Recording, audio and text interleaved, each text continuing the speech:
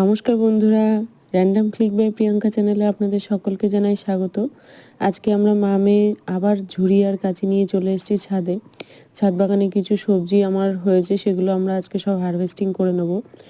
এই গরম পড়াতে টমেটো গাছগুলো কেন জানি না শুকিয়ে শুকিয়ে যাচ্ছে। তো টমেটো গাছে যে টমেটোগুলো ছিল সেগুলো আমরা সব তুলে নিচ্ছি। ভেবেছিলাম যে টমেটোগুলো পাকা পর্যন্ত ওয়েট করব, কিন্তু গাছগুলো কেমন শুকিয়ে যাচ্ছে রোদের তাপ পেয়ে। হঠাৎ করে শীতের পরে গরম যখন এসে গেল, তো টমেটোগুলো আমি তুলে নিচ্ছি। বেশ কতকগুলোই টমেটো হয়েছে, প্রায় গোটা 20-25 টমেটো। আর এদিকে চলে এসেছি লাউ নিয়ে।